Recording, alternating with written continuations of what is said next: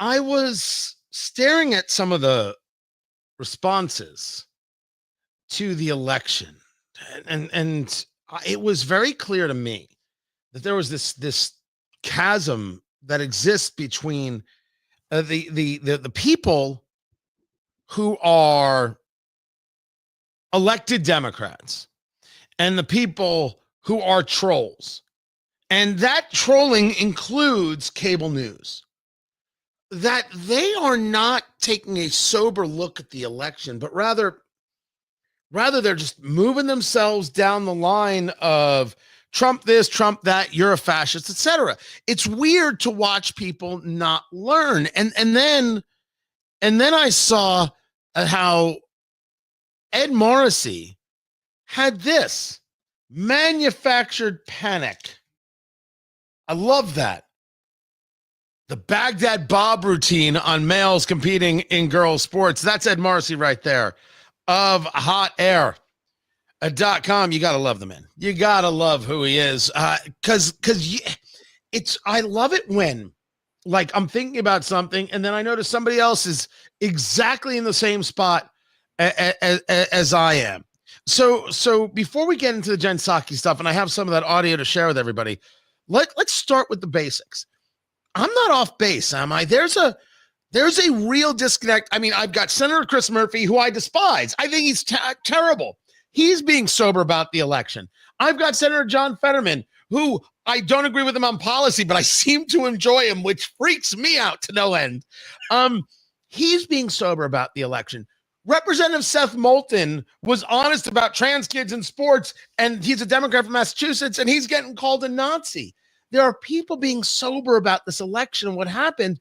And then there's cable news, like Jen Psaki, which we'll get to. Then there's social media completely disconnected from where we are. What are you seeing? I see accountability. You know, the people that you're talking about who are getting it are accountable to voters. I mean, Seth Moulton's accountable to voters, John Fetterman's, and I don't want to just, with Fetterman, I don't want to just say it's just because he's accountable to voters. Like his policies or not, Fetterman's actually got a lot of integrity in terms of, sticking up for his values and not really caring a whole lot about what people think about him. And you have to respect that. But I mean, the people who are actually talking about this are people who are accountable. And the people who are trying to continue the gaslighting, I think is the best way of putting it, are people who aren't accountable to anybody. And that's people on social media, and that's people in the mainstream media. And MSNBC is part of that. But I guess let me start with a bit of pushback. It didn't work. The gaslighting, the screaming that Trump's a threat to democracy, and then the next thing you know, there's Mika and Joe from Morning Joe on MSNBC heading down to Mar-a-Lago to hang out with them. It didn't work. Why would you continue a policy, a philosophy that didn't provide you a value? Well, first off, because there's a grift behind it. There's money in them our hills, right? Second, I have to say that I hate Jeffrey Bleithar because he got the headline I wish I had written about the whole Morning Joe thing. He said, Morning Joe kneels to Zod. I mean, National Review, right? Yeah, National Review. I'm just going to hang it up after that. That was, yeah, exactly. Let's all give Jeffrey a really nice golf clap there. But I mean, at least they're talking about it, right? At least that they're trying to shift. And what happened to them? Their contributors started freaking out online. This is terrible. Now, look, there's plenty of room to criticize that, right? Because these guys were among the worst of the blowhards on MSNBC about, it's the end of democracy. We're the dark night of fascism falling all over the place. And Mika and cats living together, mass hysteria. Exactly. And now all of a sudden, we'll just go down to Mar-a-Lago and hang out with them for a little bit and try to normalize things a little bit. That's actually kind of a rational reaction. Of course, we're all laughing at it because it's just so blatantly self-serving. But no, but self-interest has to be part of this, right? I mean, if you would have been a rational reaction, talking to Ed Morrissey of hotair.com, you should head over there. If they hadn't said threat to democracy and women are going to lose their rights and we're all going to die and it's going to be the sweet meteor of death. if he gets elected. It's only a rational play if you're like, I oppose you on these policy prescriptions, these policy ideas, and you lose. It's no longer a rational play if you told your audience he's going to kill your sister. Right. Exactly. Right. And that's the problem that the media is in right now, is that how do you back out from that? How do you reverse from that?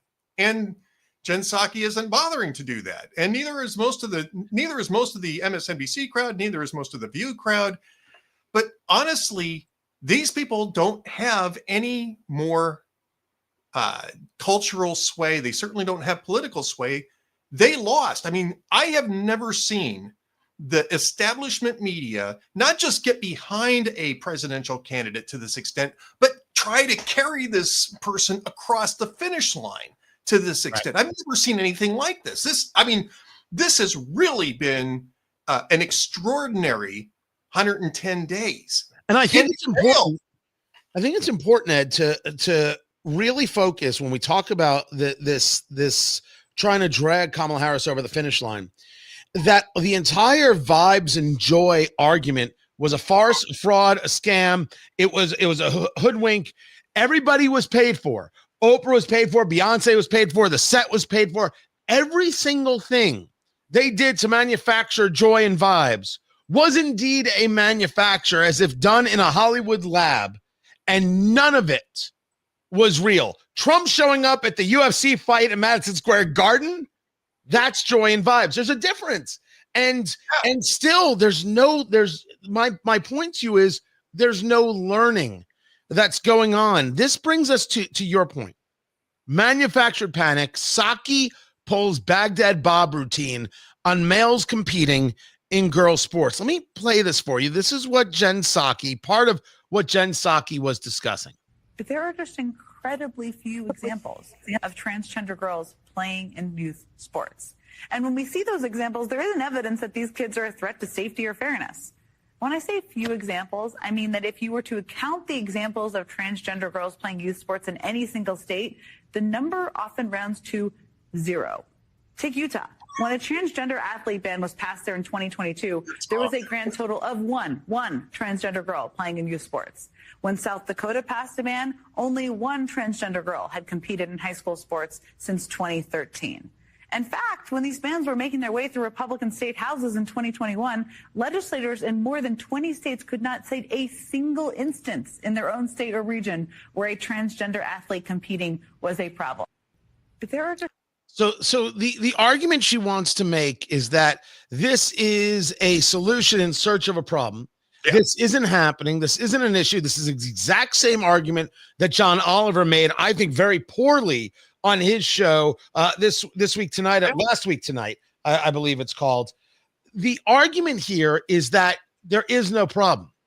The other side of the argument is, of course, there is a problem. We see schools where the girls' volleyball team refuses to play other schools. We see track stars, girls' track athletes, I should say, in Connecticut suing in order to not have this happen. Jen Psaki is going to try and relitigate 2024 on the idea of trans children, Ed? Yeah, the United Nations, which is not exactly a bastion of conservative, cultural thought, commissioned a study about this, and the United Nations found that in higher level competitions, biological males had basically taken somewhere around 900 medal positions from biological females by competing as transgender women. Right? Do you know how many biological females took medals from biological males in transgender competition? 0. Now that's what we call data. And that data is not anecdotal. It's from the United Nations, which, not one of my favorite organizations. I'm a little surprised that they actually published it. Right. But they did. And this was earlier this year. I think it was in the summertime. And this was not long after, or it may have even been slightly before, the Olympics featured a biologically male boxer beating the crap out of women in the Olympics in Paris. And if we remember that situation correctly, They told us this was a woman. How dare you? The tests have been done. This is a woman. And then we get a look at the testing and we're like, oh, no. This is definitely not a woman. No, he's biologically male. I mean, he's intersex too. I mean, so there's a particular medical condition for an extremely small number of people that have this type of issue, right? And this boxer turns out to be one of them, but he's biologically male.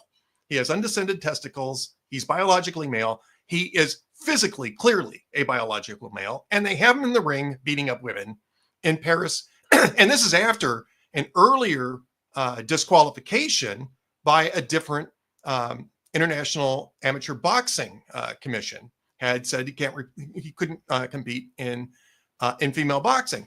This is not a one-off. You have all sorts of women who have been injured in these competitions. One woman has a permanent brain injury for competing against a biological male in a volleyball tournament where she got spiked in the face and ended up in the hospital. I mean, that's the reason why we have separate categories for men and women in most of these competitive sports, is because there is a clear physical difference between the two. And for the safety of women, and also to allow them to have opportunities to compete, you have to separate these two. You have to separate the biological sexes in sports competition. You're not going to get me to disagree, but this is about how Jen Psaki is making this an election cornerstone piece. This is not learning from the election. Well, I mean, and this is not learning from reality. American voters are tethered to reality, right? And they have been told for the last 4 years that if you think that, transgender women are men, then you're weird. I mean, Tim Walz went out there and campaigned on weird. Oh, JD Vance is weird, while he's doing spirit fingers and jazz hands, right? Not doing the impression. You can't do the impression.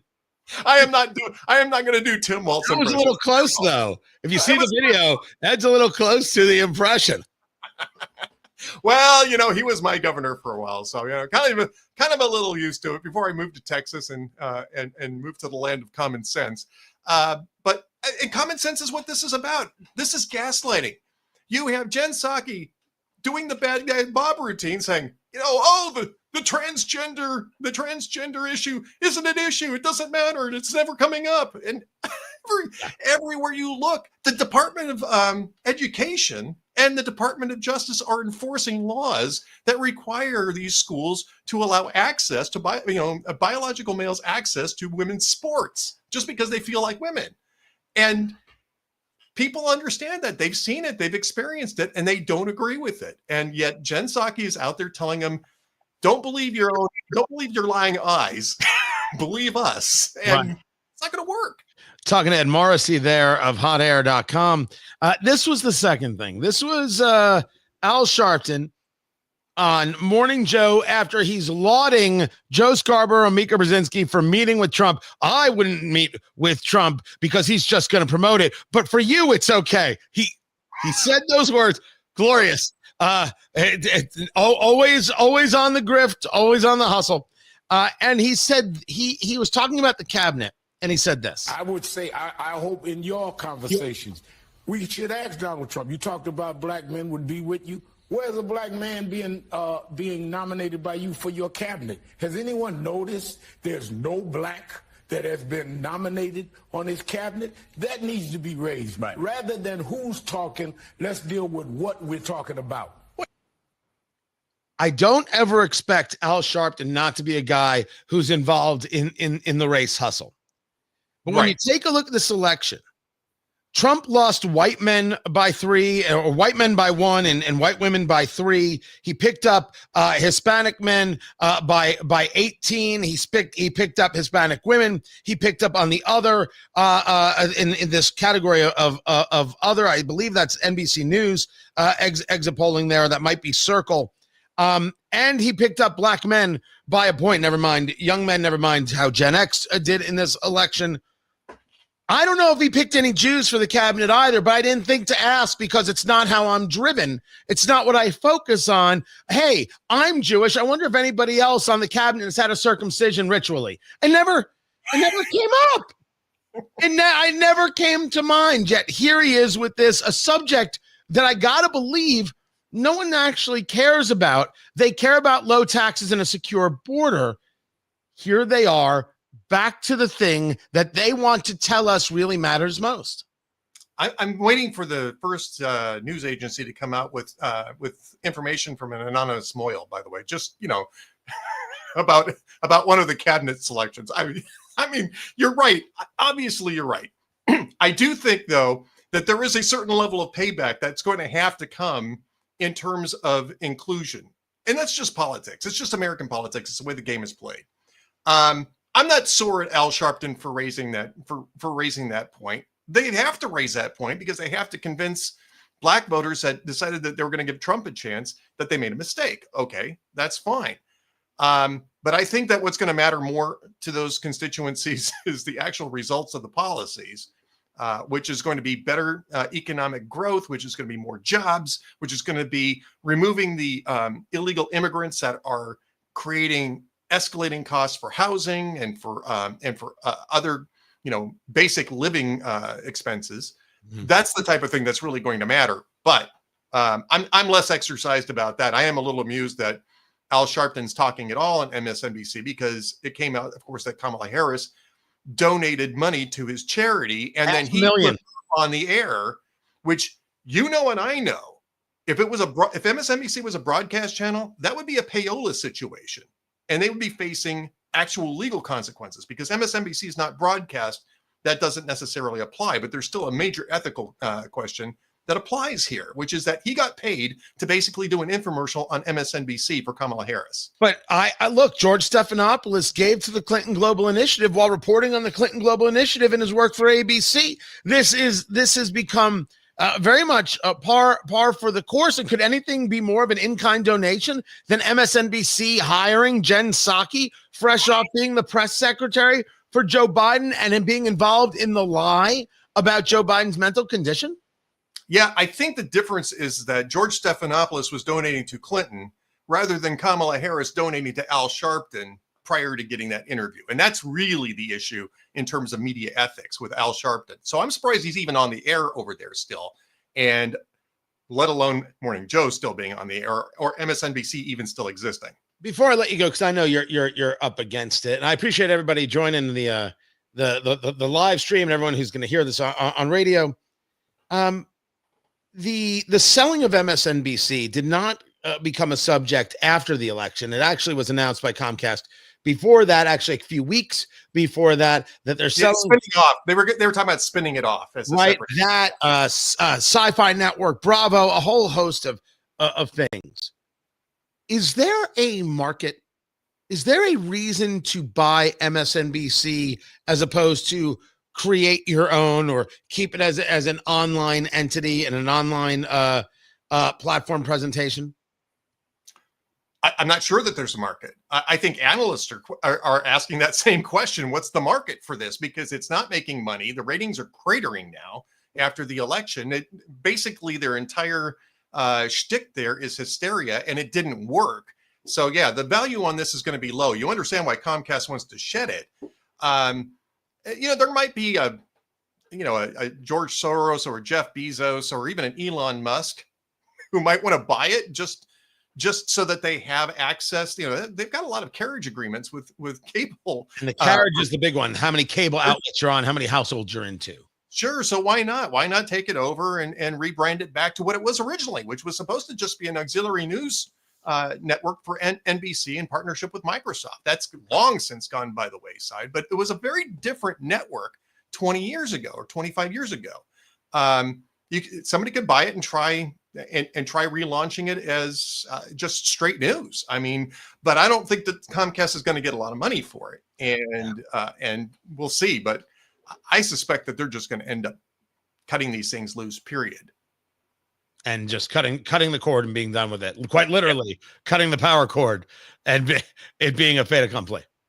Yeah, because it's expensive. I mean, it's an expensive proposition. And if you're not getting the revenue off of it, you're better off just shutting it down and telling people they're going to have to go someplace else to get this content that they're not watching and they're not paying for. And Morrissey, hotair.com. I appreciate you taking the time. Go do your other work. Look at your fancy backdrop. Look at mine, and look at you got the screen and everything. I got to put some sponsorships now available. I think that's the only answer. I'm self-sponsoring, pal. I'm self-sponsoring back there. So yeah. So, some of us like to be able to afford the cigars. I don't know. I don't know about you. There he goes. Ed Morrissey. Good to see you, man. Good to be with you. Appreciate you being here. I know it's an early live stream for sure. It wasn't the plan, but I figure if we're going to be doing, interviews and stuff, might as well share it all. Cause sometimes we do an interview early. The radio show is noon to 3 across the country, called Tony Katz Today. How are you? And so just figured I would. And then I got this comment right here. The Democrats didn't do enough to counter the bizarre and dishonest propaganda belched out by the right-wing propaganda factories. Not to mention the people who voted for him actually believe that children are getting sex change operations in school, and of course, they're eating dogs. Apparently, fear and loathing work, no honor in the Republican Party. Oh, good Lord. I believe, kids, that's what they call a cope. A cope. This, by the way, from the Opus X Society. This is their military lighter. I don't usually collect lighters because lighters are a dime a dozen, but this was very cool. Cutters, you need a worthwhile cutter for your cigar. Lighter, flame is flame. This, Andrew, is silly, and you, Andrew, are silly. The right-wing propaganda factories. We don't care what you call it. I do a radio show. I do the live stream. You want to call it right-wing propaganda? What does it matter to me? I'll let people listen to the content and then decide for themselves. I wouldn't let you decide for anyone. And people believe that children are getting sex change operations in schools. No one thinks children are getting sex change operations in schools. You can barely get an education in school. No one thinks you're getting a sex change operation there. But are schools hiding things from parents, trying to confuse kids? Are their teachers absolutely doing this? 10,000%. And as a society, moreover than the amount of kids actually engaged in self-mutilation that is encouraged by adults and sadly some parents, not all parents, always remember that. You have a society where you have adults, progressives, who are okay with this. They think it's fine. It's not fine. It absolutely has to be pushed back against. It's not fine. Children have to be protected more often than not from themselves, and certainly from predators who believe that in confusing children and abusing children, if you think a child, a 12-year-old, can take puberty blockers and nothing's going to happen to them, sorry, you don't believe in science. You don't believe in science. Isn't that, see, what I reversed it is what I did there. You're the same kind of person who thinks that a man can get pregnant and pregnant women should be called birthing people. It's an unserious proposition to which we should have no quarter. We should push back aggressively on that everywhere, every time it comes up. But I think the bigger story was this conversation about where Jen Psaki is how she's discussing this. Jen Psaki is going to take a look at the election and say the answer is more trans children. Wait till she learns that no such thing. Boys are not girls and girls are not boys, and that's the end of the conversation. And if you want this in children, you're an abuser, and like all abusers, you should be dealt with by the rule of the law. And the law should be very, very, very aggressive against these people. Extremely so, if I could be so bold. So if the Democrats didn't do enough to counter the bizarre and dishonest propaganda belched out, as you wrote, by the right-wing propaganda factories, that's a cope. The story is that people made their own decisions, and they decided they didn't want to live in a hateful place where they're constantly being lectured to, where the economy is terrible and they're told that it's great, where the border is not secure and they're told everything is fine. They don't want to be lied to anymore. That's it. Pretty simple stuff. I am going to get myself ready for the radio show. Maybe we'll stream some parts of the radio show. I appreciate you guys being here. Don't forget to follow along there. Subscribe on YouTube, and then you can do the Twitter, X, Tony Katz, Instagram, Tony Katz, Facebook, Tony Katz, radio. You can do that. I'd appreciate it. Appreciate it quite a bit. We're also on Rumble. I don't do as much there as I used to. But Rumble, we're there as well. I appreciate you guys so very much. And if you missed any part of the interview with Ed Morrissey, of course, the video will be on YouTube, and I'll have it up at TonyKatz.com, and we'll play it on the radio show. I'll catch you guys at noon. You can stream it at WIBC.com. Catch you then.